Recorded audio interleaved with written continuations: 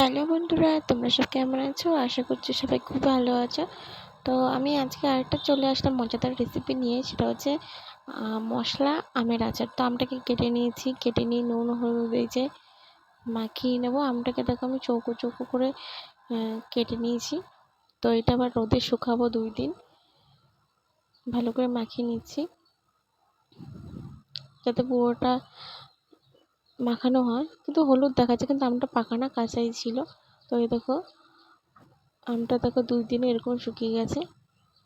তো এবার আমি আমের আচারটা তৈরি করব। তো প্রথমে নিচ্ছি আদা, রসুন, জিরে আর ধনে, এগুলো ভালো করে বেটে নেব। ভালো করে বেটে নিয়েছি, কড়াই গরম করতে দিয়েছি, তার মধ্যে নিয়েছি হচ্ছে তেল, সর্ষের তেল।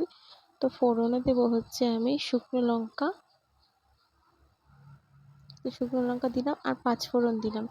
যেহেতু এটা আচার, ওর জন্য 5 ফোড়নটা মাস্ট দিতেই হবে। তো এই যে মশলাটা হালকা একটু ভাজা হয়ে গেলে যে মশলাটা আমি বেটে নিয়েছিলাম ওইটা আমি দিয়ে দিচ্ছি। তো এটা যেহেতু মশলা আচার হবে, ওর জন্য আমি আদা রসুনটা দিলাম। এটা একদম অন্য ধরনের একটা আমের আচার। তোমরা এরকম করে বাড়িতে বানিয়ে খেবে, দেখবে খুবই টেস্টি ভালো হবে।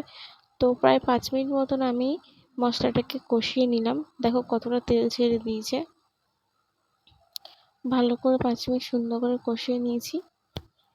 তো যারা আমার চ্যানেলে নতুন আছে, ইউটিউব চ্যানেলটিকে সাবস্ক্রাইব, কমেন্ট, শেয়ার করে দিও, পাশের বেল আইকনটা প্রেস করে দিও, আর ফেসবুক পেজটাকে ফলো করে দিও।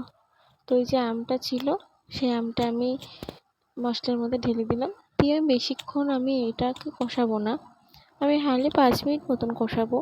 আর যেগুলো হচ্ছে 5 মিনিট মতন কষালে, আর রোদে যেহেতু দেবো, রোদেই আমটা ভালো মজে যাবে, ওতেই কষা হয়ে যাবে। মানে দারুণ একটা হেভি দুর্দান্ত টেস্টি একটা আমের আচার রেসিপি। তোমরা সবাই এরকম বাড়িতে বানিয়ে খেও, দেখবে খুবই ভালো লাগবে, সারা বছর খেতে পারবে। এটা আমি ঘরোয়াভাবেই বানিয়েছি, কোনো ভিনিগার দিইনি। এটা রোদে দিয়ে প্রতিদিন দিয়ে রাখবে, আপনা আপনি ভালো থাকবে। তো এটা হয়ে গেছে, আমি এবার ঠান্ডা করতে দেবো। যেহেতু কাচের বয়ামে রাখবো, তো ওর জন্য, নাহলে কাচের বয়ামটা ফেটে যেতে পারে।